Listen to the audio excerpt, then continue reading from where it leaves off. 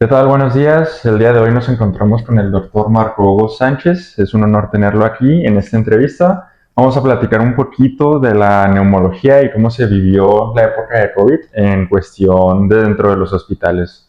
Doctor. Hola, mucho gusto. Soy el doctor Marco Hugo Sánchez, soy médico neumólogo y pues me tocó vivir esta etapa histórica del COVID y vamos a platicar aquí. Juan es el que lleva la batuta con sus preguntas de lo que pudimos vivir desde adentro, porque a veces se ve desde el punto de vista político, desde el punto de vista social, pero vale la pena yo creo platicar lo que vivimos los que estuvimos ahí. Eh, de igual forma estamos grabando en vivo en TikTok, para que lo vayan a seguir como doctor Marco Hugo Sánchez o neumólogo Marco Sánchez, ¿vale? Entonces, doctor, ¿se puede presentar un poquito y contarnos primero sobre su trayectoria? Bueno, yo soy médico cirujano y partero de formación, o sea, hice la licenciatura como médico cirujano y partero, soy egresado de la Universidad Autónoma de Chihuahua, terminé la licenciatura en el 2002 y en el 2002 empecé la especialidad de medicina interna, de ahí me derivé a neumología en el Centro Médico Nacional de la Raza, lo llevo tatuado en mi corazón, es mi alma mater, y regreso aquí a la ciudad de Chihuahua desde el 2008. Desde entonces he estado ejerciendo la neumología. He hecho muchos cursos. Tengo maestría en enfermedades respiratorias severas por la Universidad La Salle. Tengo maestría en medicina del sueño. Actualmente curso dos maestrías, la maestría en investigación en educación y la maestría en dirección y monitorización de ensayos clínicos para hacer investigación. He laborado en hospitales públicos desde el 2003, que empecé la especialidad, y en hospitales privados desde el 2008, que egresé del hospital, de la especialidad. Aquí en Chihuahua trabajo en el Hospital Star Médica y atiendo también al Sanatorio Palmore y los otros hospitales privados de la ciudad cuando se me solicitan. He tenido experiencia como investigador en el desarrollo de nuevos productos farmacéuticos. Como docente fui maestro de la Universidad Autónoma de Chihuahua y de la Universidad de Durango por algún tiempo. Y asimismo como maestro adjunto de la especialidad de medicina familiar por la Universidad Autónoma de Ciudad Juárez. Tengo la experiencia de haber trabajado como operativo en los hospitales públicos y como directivo. Durante la pandemia me tocó ser jefe de medicina interna de un hospital público de la ciudad, del hospital más grande público de la ciudad, como jefe de medicina interna y como coordinador del área de medicina interna, urgencias y terapia intensiva. Y pues sigo trabajando aquí todos los días como neumólogo, que es algo que me fascina. Como pueden ver, pues sí, es una trayectoria bastante larga y pues eso es cierto de que sigue trabajando. Yo mismo soy su paciente, entonces es una trayectoria muy, muy larga. Oiga, doctor, entonces vamos a empezar hablando un poquito sobre cómo fue la pandemia, cómo fue el COVID y cómo fue el hecho de estar empezando o trabajar pues en medio de ese caos, ¿no? Yo, por ejemplo, empecé la carrera de medicina cuando empezó la pandemia, entonces pues también ahí hubo una cuestión bastante complicada en cuestión a pues los horarios, que no podíamos ir de forma presencial, entonces sí hubo ahí un cambio en cuestión hacia el estudio. Entonces empecemos primero, ¿dónde estaba usted trabajando? ¿Dónde estaba usted cuando empezó la pandemia? Bueno, cuando empezó la pandemia yo siempre tuve mi práctica institucional y mi práctica privada. En mi práctica privada estaba aquí en mi consultorio como tal. Tuvimos ese invierno, el invierno donde empezó la pandemia con mucho trabajo también. Empezaron a haber bastantes neumonías. Y en lo institucional, como te comentaba ahorita, estaba como directivo en un hospital, estaba como jefe del servicio de medicina interna en un hospital público, cuando nos empiezan a llegar los flachazos de que venía la pandemia. Y supongo, bueno, todo empezó más o menos como en diciembre allá en China, pero más o menos aquí nos llegó como en marzo. ¿Cómo fue para usted enterarse de los primeros casos o qué impresión tuvo? Mira, lo que pasa es que no es la primera pandemia que vivimos.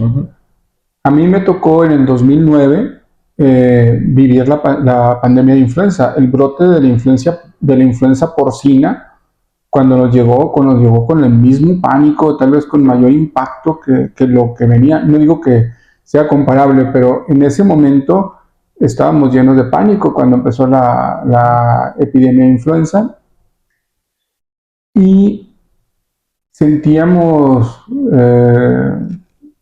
pues el miedo de qué iba a pasar.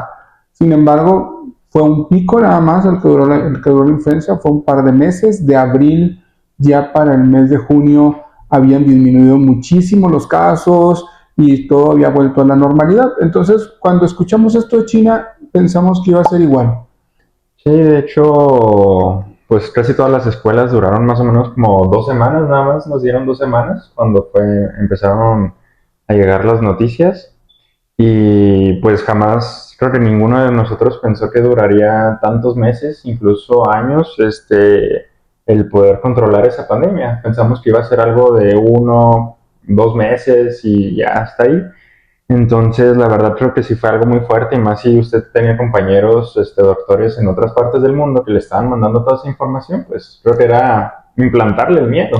Sí, claro, o sea, yo creo que las redes sociales tuvieron un impacto fundamental, porque empezamos a ver las historias de que en Italia usaban un ventilador para 4 pacientes, de que en España ver a señoras diciendo no puedo hospitalizar a mi marido porque no hay ventiladores suficientes.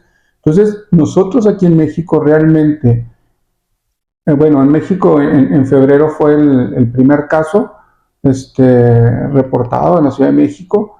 Y nosotros aquí en Chihuahua, el primer paciente que yo recuerdo hospitalizado en el hospital privado fue el 23 de abril. 23 de abril. 23 de abril. Poquito antes hubo pacientes en la institución privada, pero en la institución privada no estábamos saturados. De hecho, me acuerdo que me dice un neurólogo, esto se llama ansiedad flotante. Me dice, sabemos que ya viene, pero no llega, no llega, no llega, no llega, y no estábamos preparados como hospital. Habíamos ya preparado el personal de enfermería, me tocó personalmente instruir tanto en 2 hospitales privados, en el Sanatorio Palmore aquí, en el Hospital Militar, aquí en mi casa, en Star Médica, y en el hospital privado instruir cómo colocarnos el equipo de protección. Pero ¿sabes quién nos enseñó a cómo colocarnos el equipo de protección? Ustedes mismos. Nadie. O sea, tuvimos que empezar a leer, a buscar, a ver videos de cómo protegernos, porque finalmente era algo nuevo que no sabíamos ni cómo afrontar. Nos tocó dar esa preparación, nos tocó empezar a dar calma a nuestro personal y en esa primera etapa ver la renuncia de muchos médicos jóvenes en urgencias, ver la renuncia de mucho personal que dijeron, yo no le entro, o sea, yo prefiero irme a mi casa y empezar a quedarnos y la verdad, o sea, los factores de riesgo, eh, edad y obesidad, pues como que no nos favorecían mucho para entrarle, pero pues bueno, sabíamos que era nuestra responsabilidad, estamos en un punto histórico donde esto es lo que nos tocaba, porque si no éramos nosotros, ¿quiénes íbamos a entrar en esto? Exactamente. Muy bien, entonces para usted sí fue una gran impresión. ¿Y cómo usted vio a los médicos? ¿Sí vio que se rebajó el número de médicos? No, de hecho nos renunciaron. En algunos hospitales nos quedamos sin médicos en urgencias. Sin médicos en urgencias, yo tuve que recibir licencias de algunos médicos, algunas, tengo que decirlo, no muy creíbles, así como que enfermedades como que es que yo también tengo esta enfermedad y por eso voy a tomar licencia y yo ver cómo me voy quedando con menos personal para atender la pandemia.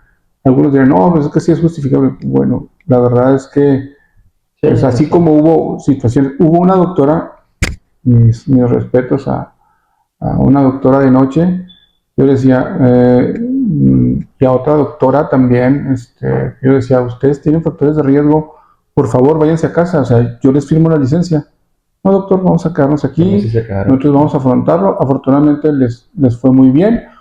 Una al final me dijo, doctor, sí, ya veo que esto viene muy duro y si yo tengo factores de riesgo, ahí sí le voy a tomar la palabra. Y bueno, encantado. O sea, no se trata de exponer a nadie, Pero sí hubo una sensación, o sea, te lo tengo que confesar, de ver médicos jóvenes, médicos sin tantos factores de riesgo, que de pronto se fueron, sobre todo en hospitales privados, en urgencias, que yo entiendo que hay mucho de que no tenía las prestaciones, que no me dan seguridad y todo eso lo entiendo perfectamente y creo que sea válido. Yo te comparto mi experiencia de cuando veíamos que teníamos que afrontar eso y nos íbamos quedando con menos gente. O sea, no pretendo señalar a nadie, pero sí fue una situación muy complicada.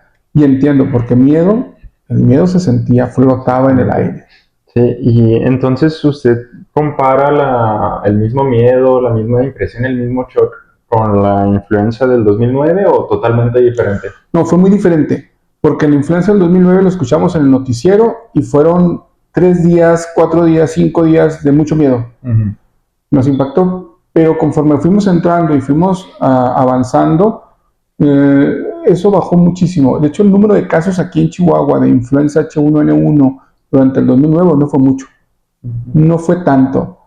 Desafortunadamente hubo fallecimientos, pero en cuestión de tamaño no, y eso fue tranquilizando a la población poco a poco, porque a fin de cuentas COVID no era nada más lo que te decían las redes, era lo que empezabas a conocer de que, oye, es que mi amigo fulanito falleció, es que el familiar de mi prima, es que, entonces ya había casos cercanos por todo el mundo que incendiaron más ese pánico. Pero sobre todo, las redes sociales no eran el fenómeno que son ahora. Y las redes sociales, en el momento que empieza COVID, es más, antes explotaron. De hecho, veías todo lo de la pandemia y nosotros no teníamos pacientes en el hospital. O sea, veíamos todo el pánico y nosotros apenas esperando a ver cuándo iban a llegar. Me acuerdo mucho del 13 de mayo, porque teníamos pacientes en un área COVID abajo en urgencias, pero el 13 de mayo es el único día en la historia del hospital donde yo trabajaba, en el hospital público donde yo trabajaba, que no hubo un solo ingreso al servicio de medicina interna. No hubo un solo ingreso, o sea, la gente tenía tanto miedo que aún teniendo enfermedades, aún estando descompensados, no asistían al hospital.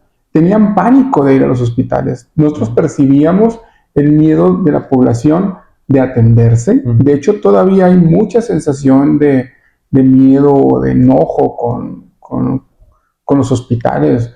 Rondaba la idea de que si entraban al hospital se iban a morir, o de que los mismos médicos estábamos siendo cómplices de un complot para matar a los pacientes, que los intubábamos para que se murieran, o que la intubación producía más muertes. Entonces se vivía un ambiente muy tenso.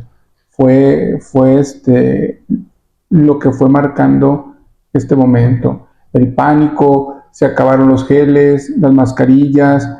De antemano decían que no íbamos a tener equipos de protección, todo el mundo creía que no iba a haber con qué protegernos y sin embargo sí lo hubo.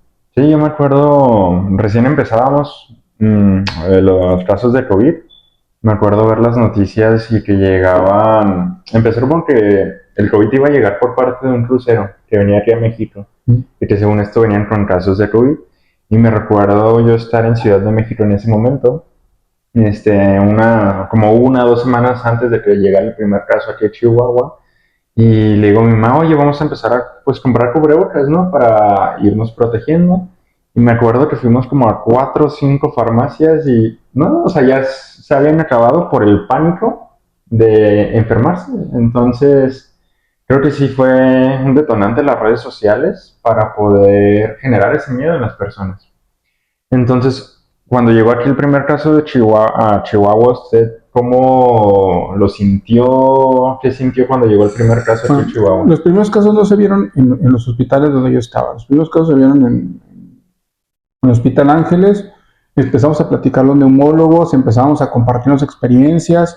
Empezaron en los chats a recibir N cantidad de artículos de qué es lo que se estaba viendo en el mundo. Empezamos a plantearnos estrategias basadas en lo que había. De hecho, el único artículo que había de cómo afrontarlo era un artículo francés con 7 pacientes a los que le habían dado hidroxicloroquina y acitromicina. Pues yo creo que tuvo tanto impacto que bueno, eso fue con lo que nos preparamos de inicio para atender a los pacientes. Vivíamos una situación muy complicada porque no había pruebas, porque aparte de todo, independientemente de que no había, la estrategia gubernamental fue todas las pruebas las vamos a hacer nada más si reúne tantos criterios, bueno, criterios de que haya estado fuera, de que tenga tales características, y las vamos a hacer en el INDRE. Todo se iba a nivel central. Entonces, para tener una prueba positiva, era prácticamente esperar 15 días, y nosotros teníamos el paciente ya con insuficiencia respiratoria grave con nosotros. Pero la primera etapa de no tener pruebas, de no saber si tenías o habías tenido la enfermedad, fue importante. Peculiarmente a mí en el hospital me tocó empezarlo a vivir con los médicos de mi servicio, fueron los primeros que se me contagiaron. Sí, o sea, antes de tener pacientes, teníamos que un médico me dice, oiga, ya no tengo olfato y prueba negativa. ¿Cómo? Porque las pruebas eran bastante malas. Y de pronto, 3 médicos que estuvieron en conjunto, primero 2 residentes me salieron positivos, y los mandamos a descansar a casa, y luego 3 médicos me salieron positivos y también los mandamos a descansar a casa y luego ya regresaron. Pero eso de ver que el personal cuando se contagiaba le iba bien, nos empezó a dar confianza a todos los que estábamos adentro y nos permitió empezar a hacer un poquito más ligera la rutina de estar ahí adentro.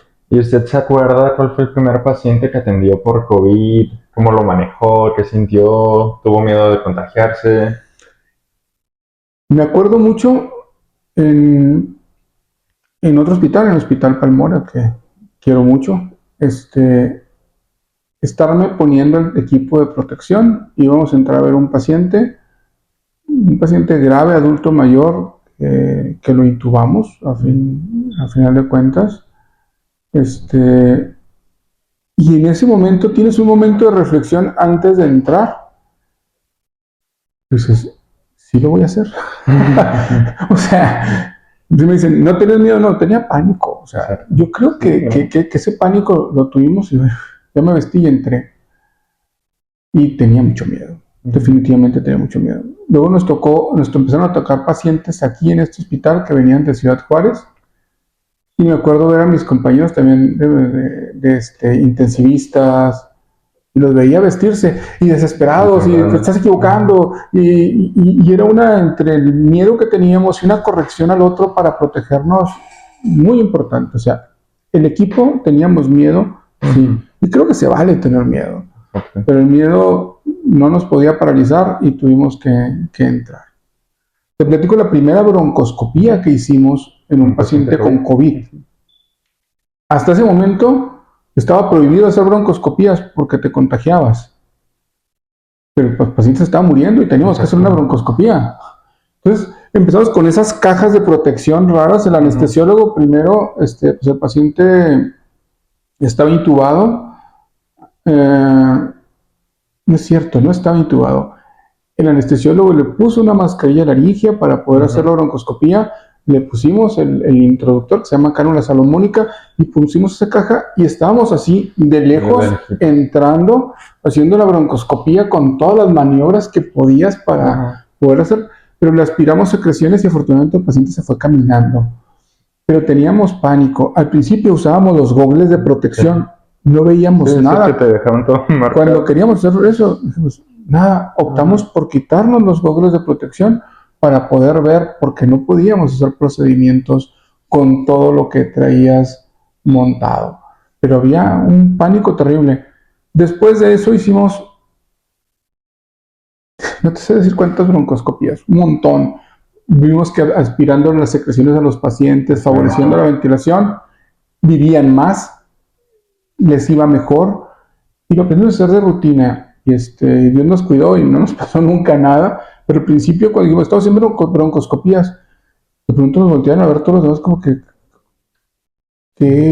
están locos o por qué hacen eso, pero finalmente la pandemia nos empezó a ir, nos fuimos adaptando poco a poco para eso. Muy bien, entonces pues la verdad sí creo que yo también hubiera tenido bastante miedo si me hubiera tocado vivir en ese momento. Ahí cómo fue la organización del hospital para poder ayudarlos en cuestión al equipo, en cuestión a los pacientes, a dónde los tenían a todos los pacientes, cómo los Es que aislaban. cada hospital se organizó en forma diferente y cada hospital fue aprendiendo cómo organizarlos. En los hospitales públicos, primero las áreas de urgencia se convirtieron en áreas para recibir a los pacientes COVID. Ahí mismo se manejaba la ventilación mecánica y todos tenían un área de entrada donde nos cambiábamos y nos poníamos el equipo de protección y en esa misma área para cambiarte. O sea, el equipo de protección era fundamental para todos nosotros. ¿Cómo nos organizamos? Nosotros al principio usábamos turnos, o sea, los médicos que entraban a atender COVID estaban una semana y luego se iban una semana a su casa para descontaminarse, para disminuir el número de riesgos. Así estuvimos durante un tiempo bastante largo y nos funcionó. Sin embargo, pues las indicaciones de nivel central nos hicieron que todo el mundo estuviera todo el tiempo.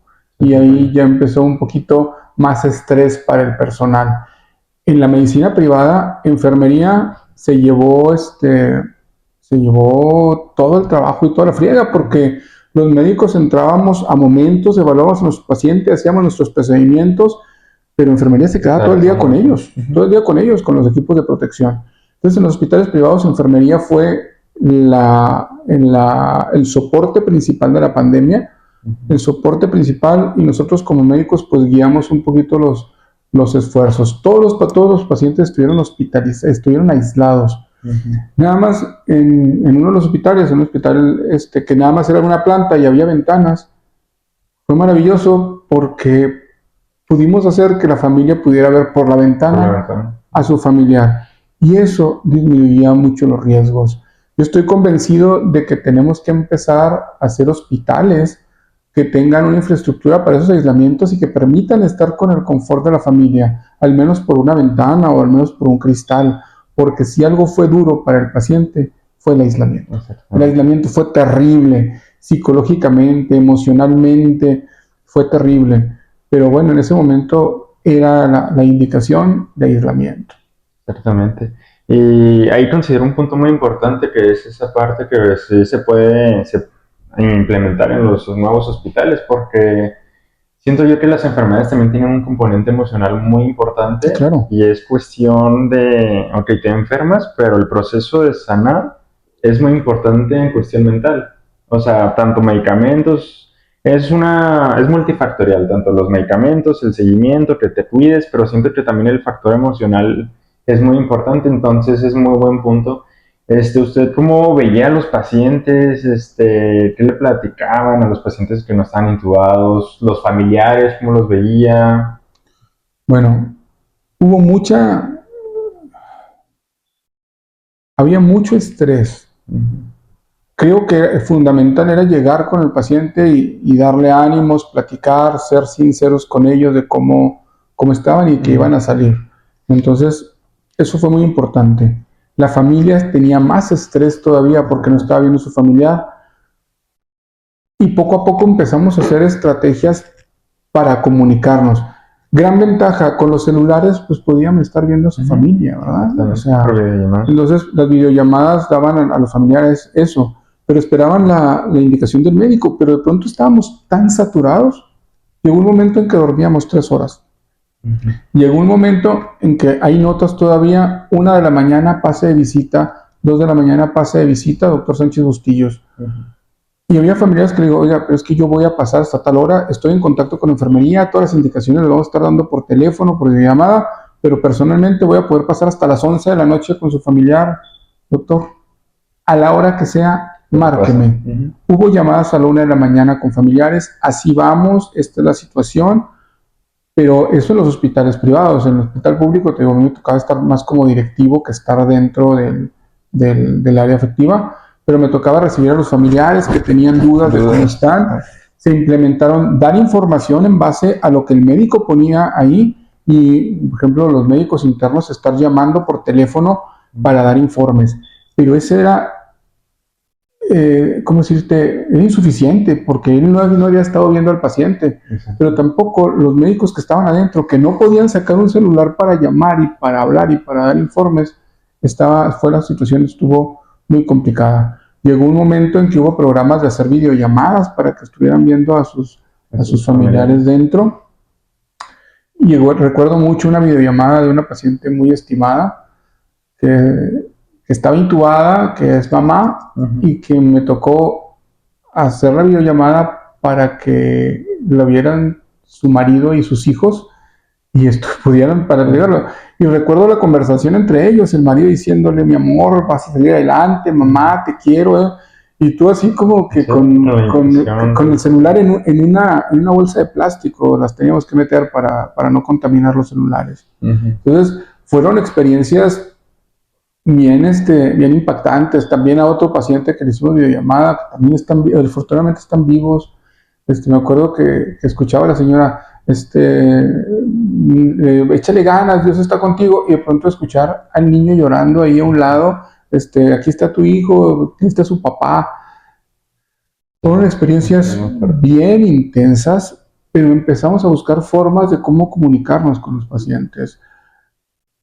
Yo sé que lo ideal es que hubiéramos tenido, que hubiéramos sido muchos médicos, que pudiéramos atender a todos los pacientes y que pudiéramos darle una atención personalizada a los familiares, pero no era la realidad. Llegamos a tener 30 pacientes hospitalizados en hospitales privados fuera, más aparte una consulta de 17 pacientes, 20 pacientes que venían a mi consultorio a atenderse por COVID. O sea, estamos atendiendo alrededor de 50, 60 pacientes diarios, intentando darles la mejor atención y no se acababa el tiempo. Llegamos a terminar la consulta a la 1 de la mañana. Y tener que estar en el hospital y tener que estar en otro, y de pronto decías, oigan, alguien quiere, le comparto, hay muchos pacientes, son pacientes privados, también vas a tener una ganancia económica. No había mucha gente de quien echar mano. Éramos muy pocos. No solamente no que había quien, sino que para la especialidad y para el perfil que se necesitaba, éramos muy pocos. ¿Y usted se tuvo que aislar de su familia? No, mi familia siempre estuvo conmigo. Incluso cuando yo me enfermé, me acuerdo mucho que me dice mi hijo, el más chiquito, digo, no. Me dice, ay papá, ayer estaba abrazado contigo viendo la tele. O sea, sí, sí, ya estamos todos contagiados. Cuando yo me enfermé, estuvimos todos ahí. La verdad es que el apoyo de mi esposa fue fundamental, o sea, fue lo que me sostuvo en esto, en lo emocional, en hacerse cargo de la familia, de los hijos, porque estoy diciendo que dormíamos 3 horas, se tuvo que hacer cargo de de todo lo que había en la familia, y y mis hijos, pues, más chiquitos, tal vez entendían poco, entendían que su papá andaba viendo pacientes por COVID, pero no veían mayor trascendencia en eso. Pero no, nunca me aislé. Yo, te digo, tuve siempre eso. Eso sí, antes de llegar, primero me quitaba toda la ropa y me cambiaba antes de entrar a mi casa con todo lo demás. Sí, creo que incluso, por ejemplo, yo recuerdo que llegábamos del súper, lavábamos así los envases, nos desinfectábamos, pero sí hubo momentos muy difíciles durante la pandemia, emociones muy fuertes. ¿Usted tuvo algún momento donde sentía, sabes que ya no puedo más, ya no puedo seguir atendiendo? O sea, ¿hubo un punto de quiebre emocional? Híjole, hubo un momento de frustración muy grande cuando gente muy querida, poco pudimos hacer con ellos, y cuando estábamos tan saturados que poco acompañamiento pudimos estar ahí. Yeah. Llegó un momento en que a una persona querida me dicen, ya lo vamos a intubar, me derretí, o sea, sentí que pues, está súper grave, ya no, y me bloqueé. O sea, momentos donde ya tu razonamiento no da para más. Y pues emocionalmente te derrumbas, pero había que seguir adelante. O sea, no había tregua para seguir, y con mucho dolor y con mucha frustración, nos tuvimos que reponer en un segundo momento. Pero sí hubo momentos de quiebre muy pesados, sobre todo cuando el pico aquí entre octubre y noviembre del 2020, aquí en Chihuahua, nos devastó. Fue el momento más crítico. Sí. Medicina, pues en sí es una carrera muy emocional, es una carrera por la cual se atraviesan muchos momentos difíciles y sí, o sea, totalmente hay veces que yo por ejemplo, veo pacientes y siento feo de, me gustaría hacer más o eh, ojalá pudiera hacer esto por este paciente, ojalá no tuviera esta enfermedad, ojalá qué tal sus familiares. Entonces siento que es una parte muy emocional, muy fuerte la carrera de medicina y no me quiero imaginar en ese momento, o sea, en cuestión. Y es que no puedes quedar bien con todos. Hubo pacientes que me decían, doctor Sánchez, tengo a mi papá aquí en casa, véngalo a ver. Digo, no puedo, porque estoy terminando a las 3 de la mañana, o sea, por tiempo no puedo. Y además, en casa, ¿qué le vas a ofrecer? Los pacientes que estaban realmente graves les estamos ofreciendo oxígeno de alto flujo, esteroides intravenosos, eh, manejo de la infección, que es lo que mató también a muchos pacientes, la ventilación mecánica como tal, oxígeno, pues no solamente por torre de alto flujo, sino oxígenos a 15 litros, 20 litros. Pero si el paciente no quiere hospitalizarse, pues ¿qué le puedo decir? Sígale con el oxígeno y su dexametasona, que es lo que le estaban dando, y no podemos hacer más. O sea, con toda la pena, decía yo, si quieren que lo saquemos adelante, tráiganse al hospital y aquí en el hospital hacemos la lucha como pueda. Pero en casa no, porque aparte de todo, ¿cuántas veces voy a poder pasar visita en casa si estoy aquí completamente metido en los hospitales? Y notaba que había molestia, decepción y enojo de familiares, de pacientes, y nos cuestionaron. Y de pronto yo le digo, es que si no se atiende, si no le dan, muy difícilmente va a salir adelante. Todavía me ha tocado pacientes que me dicen, pues usted me dijo que aquí en SASI sería adelante y salió adelante. Y yo, qué bueno, o sea, qué bueno que salió adelante. Pero créame que le cerraron las posibilidades a que saliera adelante. No era ese el manejo correcto y fue muy difícil tener que tomar esas decisiones. Tener que de pronto, mi teléfono celular se volvió público. Había gente que me marcaba a las 6 de la mañana para sacar una cita. A las 6 de la mañana me despertaba, ¿qué pasó? No, una cita. Le dije, por favor, a mi consultorio, llame, no me puedo organizar. Fue muy duro porque por un lado podrías parecer que estabas de divo, pero la verdad es que estábamos 100% metidos a esto y también necesitábamos que la población la adaptara un poquito a hacer un sistema funcional, pero cada quien tenía su sentimiento y cada quien tenía sus propias ideas y sus propios miedos. Había mucho miedo de hospitalizarse. Y ahí en cuestión al tratamiento, ¿cómo evolucionó el tratamiento durante el primer año, los primeros 2 años? ¿Qué es lo que daban al principio, cuando empezaron los primeros casos? ¿Y cómo fue evolucionando el tratamiento? Mira, al principio fue estar dando nada más la hidroxicloroquina o estar dando la citromicina, que eso me duró una semana. Después en los artículos decir, no sirve.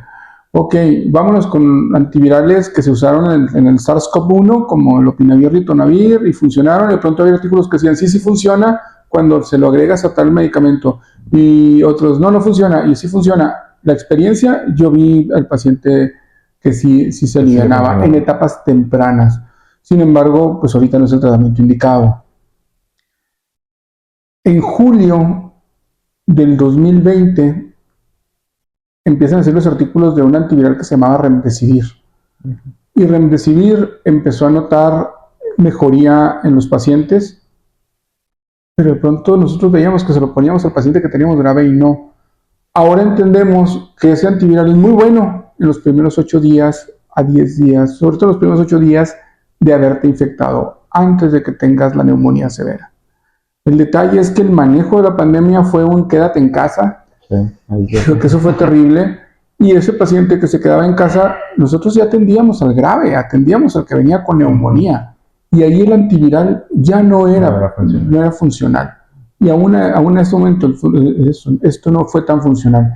¿Qué fue funcional? El esteroide sistémico, la dexametasona, todavía es la terapia más utilizada para eso, y antiinflamatorios potentes como baricitinib y otro tipo de medicamentos de este tipo. Y sobre todo oxígeno, reposo, y cuando sea necesario más oxígeno por alto flujo y más oxígeno por ventilación mecánica. O sea, aprendimos que la estrategia de COVID era desinflamar el pulmón y mantener el paciente vivo 10 días, 12 días hasta que se recuperara. Y si se infectaba, que era lo que principalmente nos causaba problemas, tratar la infección. Pero al principio pasamos por todas las etapas, que si la ivermectina, que si la hidroxicloroquina, el lopinavir, ritonavir, y luego también toda la falacia que salió del dióxido de cloro, del agua peroxidada y todos los inventos mágicos que hubo que hicieron mucho daño. Y luego la falta de información de primer nivel, seguían tratándolos con acitromicina y acitromicina que no tenía ningún efecto, pero el paciente se sentía tratado. También eso, el sentirse tratado para los pacientes fue importante. Entonces, aunque los medicamentos que a veces veíamos que daban en primer contacto no eran los correctos, pues tampoco podíamos decir, te acabas de contagiar y ¿qué te damos? Si en ese tiempo no había nada. Exacto. O sea, los antivirales vía oral salieron ya para el 2021, a mitad del 2021, a finales del 2021, y seguíamos con el antiviral intravenoso, que el mercado negro estuvo terrible, que había gente que vendía en 700,000 pesos el tratamiento completo, que quién lo podía pagar. Entonces, fueron situaciones muy complicadas en cuestión de tratamiento. Ahora tenemos el panorama mucho más claro. Un antiviral en etapa temprana te va a disminuir muchísimo el riesgo, y hay antivirales autorizados por COFEPRIS que son vía oral, que duran 5 días, y por eso yo insisto siempre en que si tienes un cuadro gripal, algo, hágate una prueba de COVID o de influenza, las dos en una etapa temprana nos va muy bien. Ya en etapas tardías le batallamos un poquito más. Sí, ahorita completamente pues ya está estudiado, ya sabemos cómo atacar el virus, ya sabemos cómo pues enfrentar la enfermedad, y siento que ahorita ya es algo más normalizado, de que, es que me resfrié, me dio COVID, y ya no nos los alarmamos ni nada, o sea. Yo creo que hay mucha negación en la población. El virus sigue siendo agresivo y va a seguir produciendo neumonías, y la verdad es que la población ya no estamos vacunados. Cuando les pregunto, ¿está vacunado? Sí, me puse las 3. En el 2020, estamos en 2025. La última me la puse en el 2021, a mediados de 2021. Ok, hace 4 años. Hace 4 años ese efecto de esa vacuna ya pasó. ¿Qué es lo que nos está protegiendo? Que el virus ha seguido circulando y nos ha tocado y traemos cierta protección por ello. Esperemos que no llegue un momento donde el hecho de no estar vacunados nos vaya a impactar de una forma severa. Yo no creo que vayamos a estar en un punto como el que estuvimos en ese momento, pero siento que se van a seguir viendo casos y vamos a tener otra vez pacientes hospitalizados por COVID. De hecho, ahorita tengo un paciente hospitalizado por COVID. Y en cuestión a la mortalidad, ¿cómo era en ese entonces y cómo es ahora? Bueno, más o menos, lo que pasa es que nosotros tenemos una visión muy sesgada porque nosotros atendimos predominantemente pacientes que llegaron a hospitalizarse. ¿Sí? La mortalidad general de COVID, de cada 100, morían 10 más o menos, para que te des una idea. Y 20, o sea, de cada 100, 20 desarrollaban neumonía y la mitad se moría. De hecho, la mortalidad a nivel general del país rondaba el 40 y tantos %. Nosotros en nuestro hospital, del 1 de abril del 2020 al 1 de abril del 2021, que es la estadística que yo tuve en mi servicio, tuvimos una mortalidad del 12.5%. Es una mortalidad alta, pero si la comparamos con el 40% que rondaba, es baja. Sin embargo, nadie la percibe. Los mismos médicos que estaban adentro sentíamos que se nos están muriendo mucha gente, sentíamos que había una mortalidad terrible, y sí la había, o sea, que se te mueran 1 de cada 10 es muchísimo, pero tuvimos una mortalidad no tan alta. Y en los hospitales privados los números también eran un 7% de mortalidad, un 6% de mortalidad. No tuvimos una mortalidad tan alta. Sin embargo, no se nos olvidan los muertos. Los tenemos todavía en la mente, el fracaso de que hubiéramos querido que todos salieran vivos, pacientes. Al principio las muertes fueron muy rápidas porque llegaban con insuficiencia respiratoria muy severa.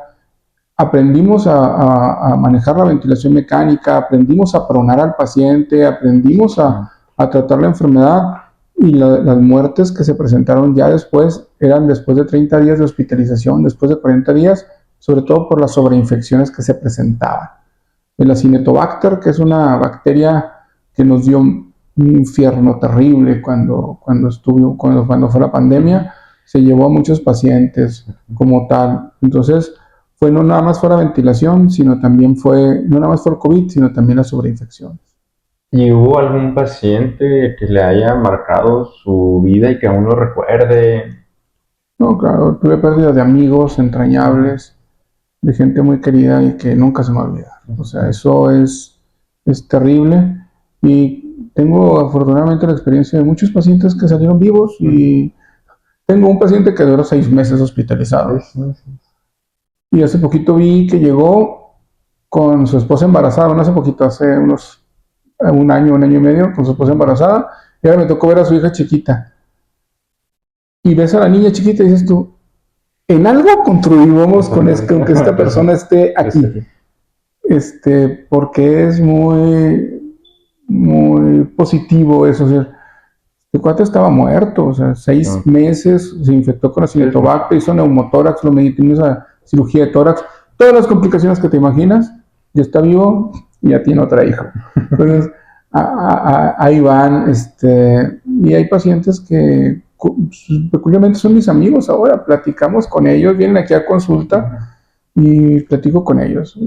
Pero sí hubo grandes amigos que se fueron, y que siempre va a haber la frustración de haber querido hacer algo verdaderamente, o haber tenido la tecnología para sacarlos adelante. Y pues ya casi 5 años después de que iniciaron los brotes de COVID, ¿qué hemos aprendido hasta ahora?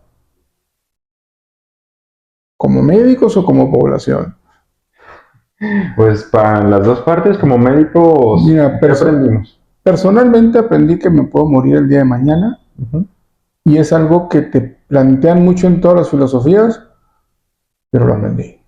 Y aprendí a valorar a mi familia, aprendí a valorar a mi esposa, a mis hijos, a mi mamá, a mi familia extensa, pero aprendimos que de un día para otro la vida puede cambiar. Aprendimos que por muy desarrollada que está la medicina, nos falta muchísimo. Aprendimos que la salud es cara, es muy cara. Que no basta con saber mucho y leer muchas revistas y tener el entrenamiento para muchas cosas si no tienen los recursos para aplicarlos. Porque ya al final de la pandemia, ver lo que podíamos hacer con recursos y lo que se hacía cuando no tienes recursos era muy diferente. Sí, totalmente. Aprendimos a que somos seres humanos, y hay que tratarnos en forma integral, o sea, que lo emocional, la familia, todo eso es bien importante. Yo creo que debe de haber una inversión súper mayor en el sistema de salud público, porque la pandemia nos exhibió de que estamos muy limitados.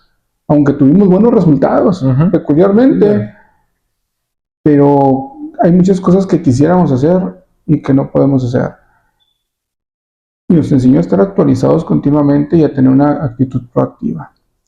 Como sociedad, no sé, yo tengo mucho estrés de que veo que la gente ya no se quiere vacunar, de que surgieron los movimientos antivacunas en una forma muy extensa. A mí me tocó ver del abril del 2021 que empezaron a vacunar a gente.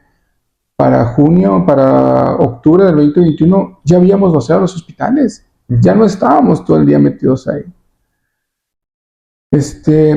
pero yo creo que como sociedad también nos enseñó a valorar la vida y nos enseñó a ser un poco más solidarios a todos.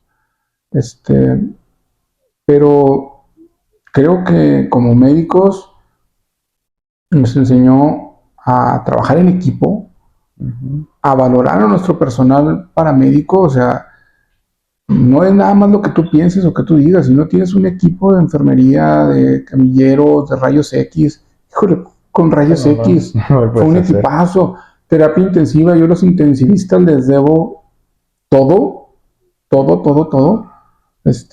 Fuimos equipo y pues lo que yo podía aportar, de pronto decía, yo aporto bien poquito, todo lo hacen los intensivistas, trabajar en equipo, valoras a tu equipo y entiendes quién es tu equipo y con quién vas a tener éxito en un futuro. Los cirujanos que entraban a hacernos traqueostomía a los pacientes, mis respetos, o sea, porque tomaron ese riesgo. Yo digo, mis respetos a todos los que cruzaron la línea de ponerse el equipo de protección. Mis respetos, porque pues ya uno entró tal vez porque pues es mi especialidad, lo tengo que hacer, ¿eh? Y todo el mundo fue entrando poco a poquito y fue cooperando con ello. Pero el paciente aprendió también en quién confiar. Sí, siento que fue un trabajo en equipo, siento que no hubiéramos podido si no se hubiera trabajado en equipo. Para nada. Exactamente. ¿Y usted considera que en un futuro se vuelva a presentar, que estemos listos, o qué nos enseñó el COVID, por si en un futuro se llega a presentar otra vez otra pandemia? Bueno, yo creo que nos debió haber enseñado que tenemos que tener hospitales para infectología, que tenemos que tener un buen sistema de coordinación interinstitucional para poder apoyarnos con unos pacientes y con otros, o sea, apoyarnos con ISSSTE, con Seguro, con Secretaría de Salud. Nos debió haber enseñado eso, nos debió haber enseñado a tener a todo el mundo actualizado y tener programas de capacitación continua y constante para el personal. Y entender que necesitamos tecnología en los hospitales. Necesitamos cada vez más tecnología, desarrollar bien la biología molecular para tener pruebas rápidas y para poder enfrentar con recursos en su tiempo las enfermedades. Sí, totalmente, porque pues siento que es algo que va a poder pasar, o sea, y siento que debemos de tener un buen plan para cuando ese momento llegue, tanto de equipo como de personal, en cuestión pues, de las vacunas para poder prevenir más enfermedades. Y siento que sí es muy importante esa parte.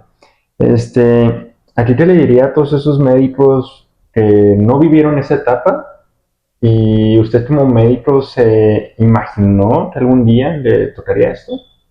No. O sea, ya habíamos vivido la influenza, pero nunca imaginamos algo de esta magnitud. No, para nada.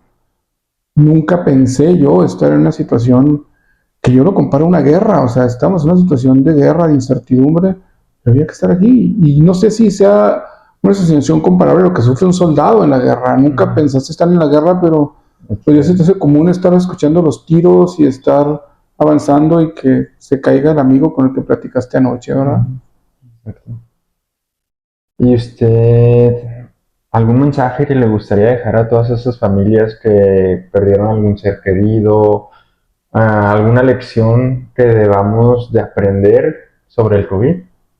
Mira, yo creo que desde el punto de vista humano es muy difícil. Yo me considero una persona de fe y pues Dios tiene sus planes y tiene sus motivos. Fue una desgracia definitivamente lo que pasó, y Dios les dé pronto consuelo en este sentido. Al menos hicimos lo posible por sacar adelante a la mayoría de los pacientes. Bueno, hicimos lo posible por sacar a todos los pacientes, pero pues bueno, es algo que no se puede prever y no tenemos el control de la vida. Creo que también nos enseña una lección, y esta no lo había comentado. Nos pegó mucho en los que somos obesos, en los diabéticos mal controlados, en, en los pacientes con inmunosuficiencias marcadas. Entonces yo creo que estamos en un momento en el que tenemos que tener un mayor cuidado por nuestra salud. Tenemos que comprometernos también a ser proactivos por nuestra salud, buscar una atención temprana. Me era muy difícil decir, híjole, necesitamos ver una tomografía para ver si ya trae neumonía o no trae neumonía, y que me dijeran, híjole, es que fui a mi institución y ya 10 días después me la autorizaron, aquí la traigo. Hay que hacer lo posible. Si tienes tú los medios, haz lo posible por fomentar tu salud. Si delegamos a las instituciones nuestra salud, no va a tener un buen fin esto en ninguna enfermedad, no solamente en COVID. Tenemos que ser más proactivos por nuestra salud. Tenemos que hacer lo que nos toca, atendernos, investigar, conocer y tener autocuidado. Si no lo hay, las instituciones de salud no van a poder. No van a poder. Exactamente. Y bueno, doctor, ya para ir cerrando, pasaron ya 5 años después de la pandemia, siento que sí hemos aprendido bastante. Tal vez algunas cosas se olvidaron en cuestión a la salud, en cuestión a las medidas de higiene, pero siento que aprendimos bastante.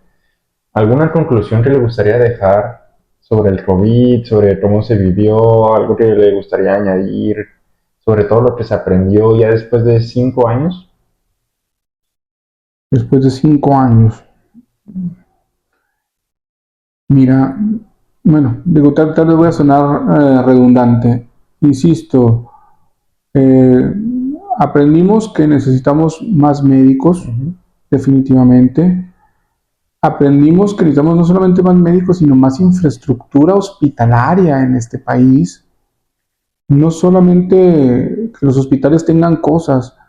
Te comparto una experiencia terrible. Llegamos al punto en que las instalaciones de oxígeno de los hospitales no soportaban los 45 ventiladores mecánicos que teníamos.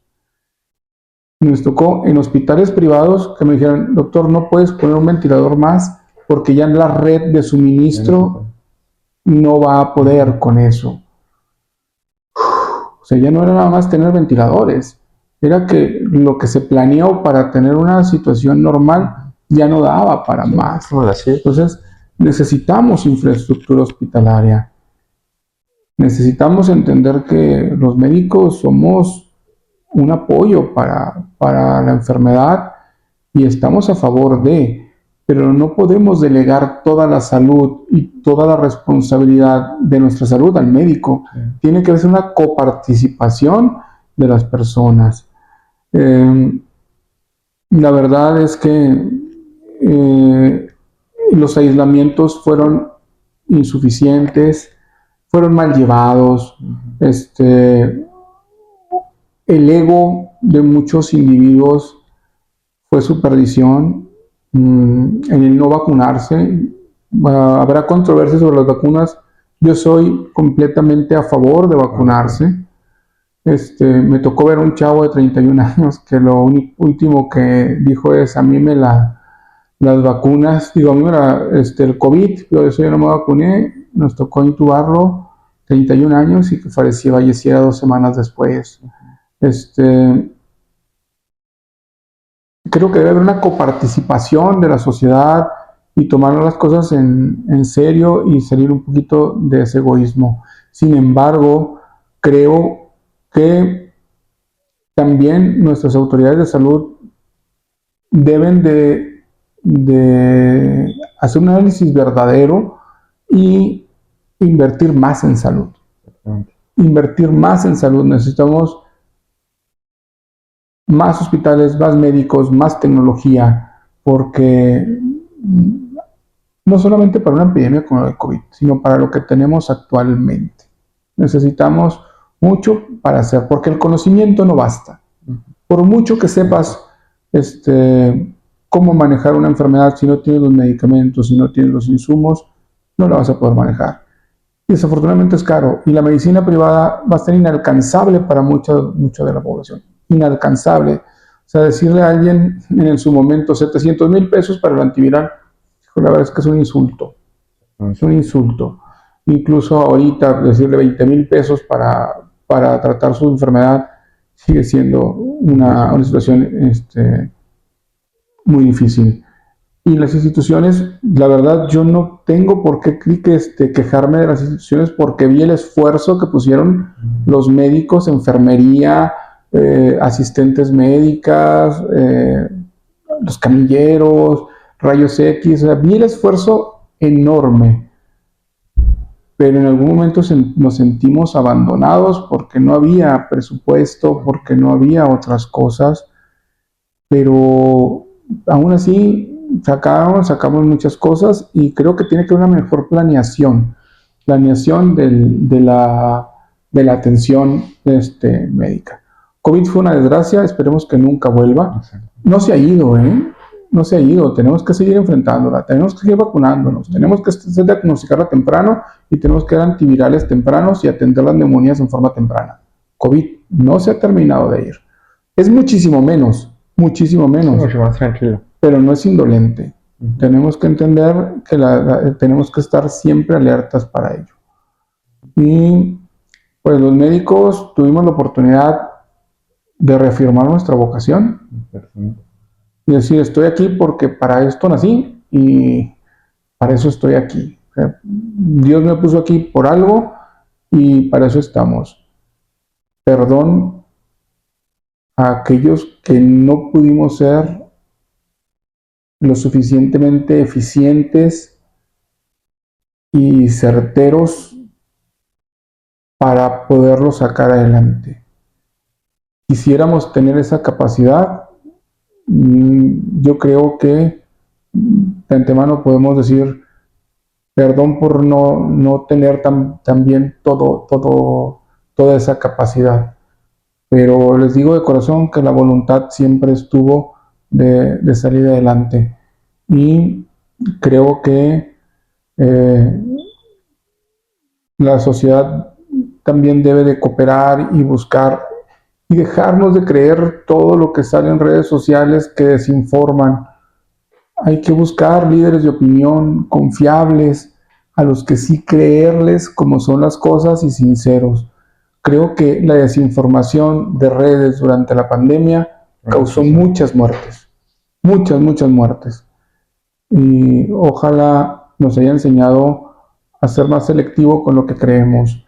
Y finalmente que los médicos que hay muchos médicos que debieron también tener reconocimiento por ello, y el personal paramédico, rayos X, laboratorio, enfermería, no ha recibido el crédito suficiente después de 5 años de todo lo que hicieron, No nada más fuimos los médicos le damos la cara y manejamos con el paciente, pero la verdad es que todo el personal fue el sostén principal de lo que se hizo. Sí, la verdad, pues muchas felicidades a todo ese personal que participó arduamente en primer contacto con los pacientes. Considero que el dejar a tu familia, el usar el equipo, el tener miedo, o sea, es algo que no puedes explicar en ese momento y aún así hacerlo, aún así atender al paciente porque pues esa es tu profesión y aquí lo que buscábamos siempre pues fue el beneficio del paciente. Entonces la verdad pues sí, eso es algo muy admirable y creo que el COVID nos enseñó que debemos de cuidar nuestra salud para poder evitar todas esas enfermedades, porque las enfermedades ahí van a estar y no solo es el COVID, o sea, hay muchas enfermedades más, pero se pueden prevenir si tenemos una buena salud. Entonces, si nos cuidamos, hacemos ejercicio, comemos bien, tenemos una buena alimentación, yo considero que vamos a poder prevenir las enfermedades futuras y las mismas enfermedades que ya tenemos presente, incluso enfermedades que ya están en el pasado, pues para que no vuelvan a salir. Muy bien, doctor. Entonces, pues muchísimas gracias por haber. No, gracias a ti, Juan, por esta entrevista y pues espero que Ah, Chihuahua, me salí de foco hace un rato. Y espero que pues de algo sirvan estas reflexiones, ¿no? De algo sirvan estas reflexiones a la población y pues aquí estamos. Seguimos en pie de lucha contra lo que sigue. No, al contrario, pues muchas gracias por haberme invitado a su canal. Les vamos a dejar las redes sociales acá abajito en la descripción por si gustan seguirnos y comentarles que también lo pueden encontrar en TikTok. Ahí sube más contenido de neumología y pues cualquier cita, cualquier consulta lo pueden encontrar. Aquí estamos en el Hospital Star Médica de Chihuahua. Hasta Que se luego. ofrezca. Bye bye.